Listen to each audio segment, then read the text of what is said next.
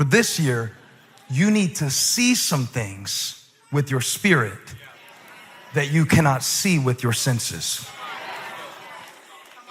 And the reason this is so important is because if you don't recognize where the enemy is attacking you the most frequently and ask God to give you insight into the places of your greatest vulnerability, you will spend all of your energy this year fighting battles that you could have avoided if you would have learned the lessons of last year. Y'all don't like this part of my sermon? I know. Makes you mad when you realize that a lot of the battles that you fought, you could have avoided if you had listened to what was on the inside instead of responding to what was on the outside.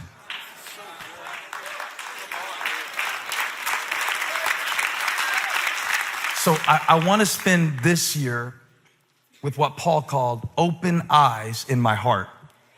It sounds grotesque when you describe it like that. But he was saying that there is a kind of sight that does not revolve around external stimuli, and it is more based on internal processing. If I could break it down even more for you, I would use this phrase, on his guard in such places, to describe how I think God intends to protect you as you go into this next season, this next decade of your life.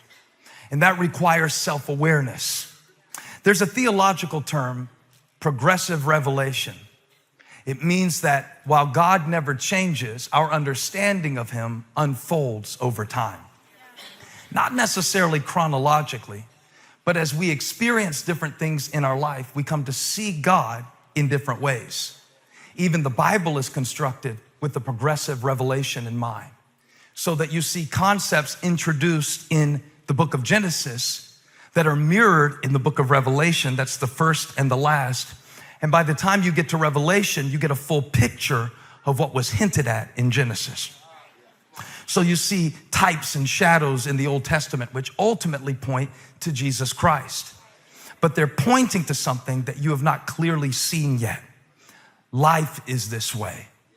It is that many of us in this season of our life are going to see things that we only saw a shadow of in a previous season of our life. Progressive revelation means that God wants to show you some things about himself and even about you that will cause you to be able to avoid what I call unnecessary roughness. It's a football term, but it also applies when we're going up against the devil.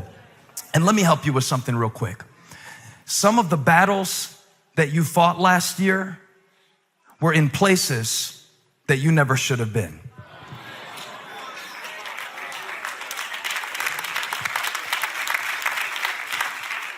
I know it's supposed to be a praise party, but before we party, can I preach for a moment?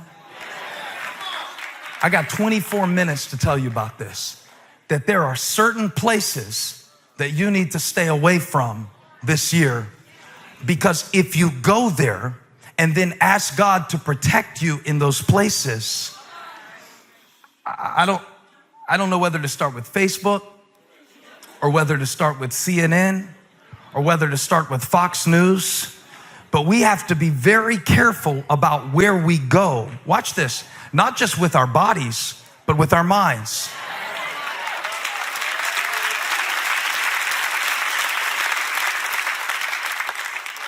Because it is very possible that God is trying to warn you about certain places that every time you go there, you start feeling judgmental. Or every time you go there, you start having comparison. Or every time you go there, you start feeling like your life is missing something.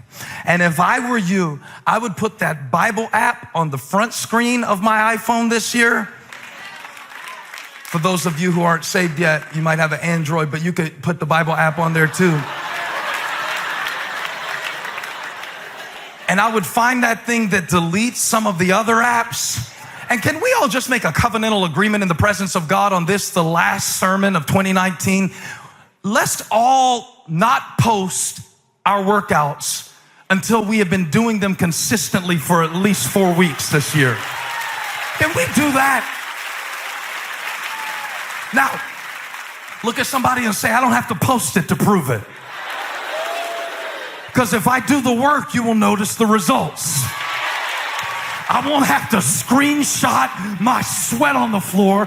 Nobody wants to see your spandex. Thank you very much. Do a rep in the secret place. We'll know. We'll know. And it's really interesting how certain places bring me into vulnerability. And I just want to ask the question, have you lived long enough to know yet where you're most vulnerable? There were certain places where the enemy intended to attack, but because the king had somebody on the inside. Wouldn't it be nice to have somebody on the inside that could tell you, like it can tell you where there's traffic, and it can show you on the GPS where there's gonna be traffic? Wouldn't it be nice to have somebody on the inside, like Elisha was on the inside and he was feeding information to the king saying, don't go there? Wouldn't it be nice to have somebody on the inside? Wouldn't it be cool if you didn't have to go into this year alone, but you could have somebody on the inside? Wouldn't it be awesome if when Jesus Christ went to heaven, he sent down his spirit to live in those who would believe in his name? Wouldn't it be awesome if you had somebody on the inside, the Spirit of truth, the Spirit of righteousness, the Spirit of God, telling you, don't go there, don't think that, don't complete that, cut off that conversation, don't give them all that information. And here's the beautiful thing about it. God will show you where to be on your guard if you will give him the opportunity.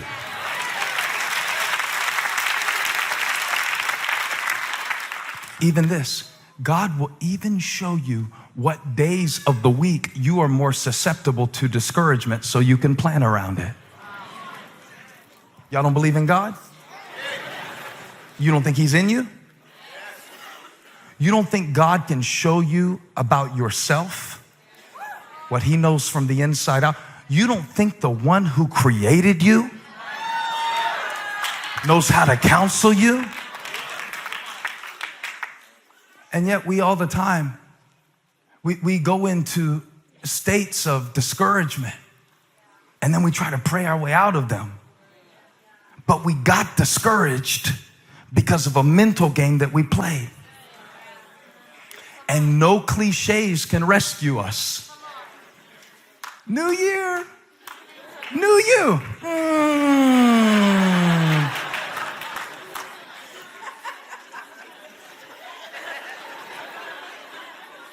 Because if we told the truth, it doesn't sound as cute, right?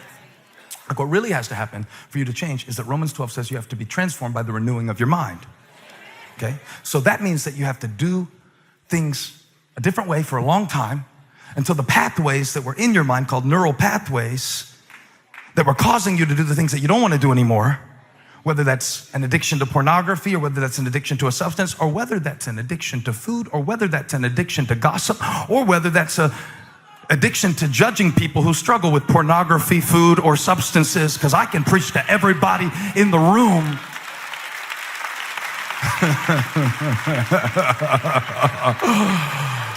I'll tell you, Pastor Steve, I don't struggle with these sins that you mention.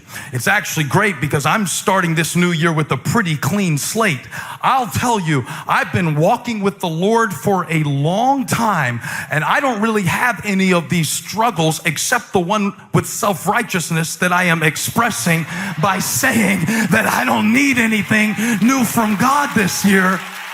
But to really have a new year, new year, new you, doesn't really work like that. New year, new neural pathways. See, it doesn't preach as good. Who's going to put that on Instagram? But the fact of the matter is, for God to do something new in your life this year, you will have to save your strength for the things that matter. And that means you are going to have to listen to the Spirit of God. And the Spirit of God will tell you, don't return that phone call. Don't return that text. Don't even go there. You'll start thinking something in your mind, and the Spirit of the Lord will show you, you can't afford to play with that. You can't play around with the devil and then ask God to deliver you from the devil that you were playing with. There are some places you cannot afford to go this year. Your soul cannot afford it. Your joy cannot afford it. Your peace cannot afford it. And I've got somebody on the inside that can show me where the attack is. Wouldn't it be cool if some of the battles that you fought last year, you could avoid this year? So you'd be singing, "This is how I fight my battles." And you're just sitting there. And they're expecting you to be swinging, but you're not fighting your battles by swinging. You're fighting your battles by staying away from the places. I know this is heavy for a party, but I gotta preach it, because God will not strengthen you for a battle that He did not call you to fight.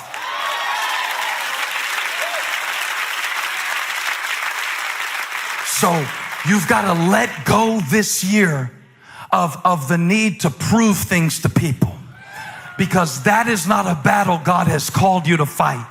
You've got to let go this year of trying to make up for things that are in the past and that God has already forgiven.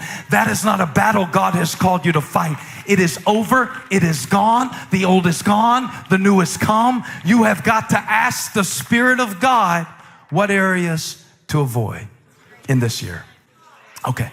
So Elisha is giving the information for the military attack. And I wonder if the Spirit of God is trying to give you information for the spiritual attacks that you're under. But you keep going to old places. And when he found out about it, not only was he mad, but he was determined to get rid of this guy, because Elisha was a problem.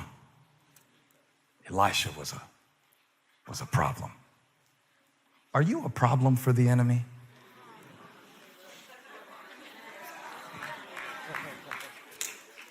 I'm going to tell you how you can know if you are. If nothing ever goes wrong in your life and you never burn the toast,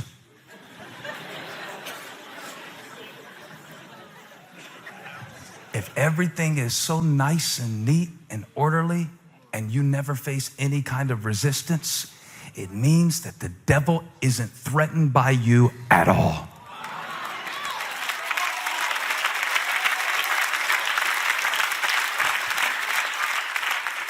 And here's how I know that from the text, because again, we often perceive that the presence of God is proven by the absence of problems, right? Wrong. Couldn't be more untrue. Because when Elisha was giving the word of the Lord to prevent the attack for the people of God, watch what the king did in verse 13. Go find out where he is. The moment that you begin to fulfill the purpose God created you for, the enemy will dispatch special forces. Raise your hand if you had some things happen this year that made you question if God even loved you. Raise your hand. Be honest enough to raise it. I suggest to you, keep it up.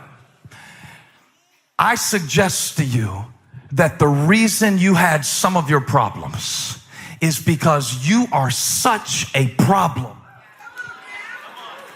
for the darkness because of the light that you carry.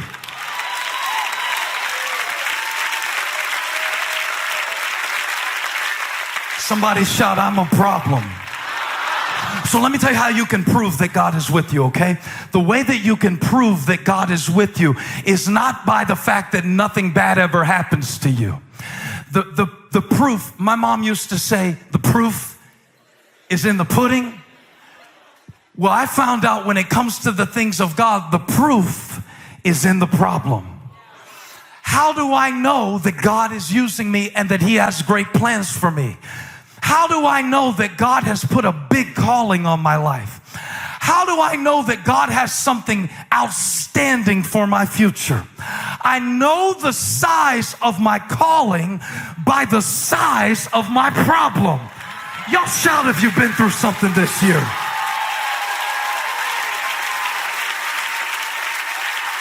When Elisha started telling the king where to look for the attack, the king of Aram said, you gotta find him. He's a problem. The enemy sent special forces for you this year because you are right on the verge of breaking a generational curse and changing a bloodline. You're a problem for the darkness. You're a problem.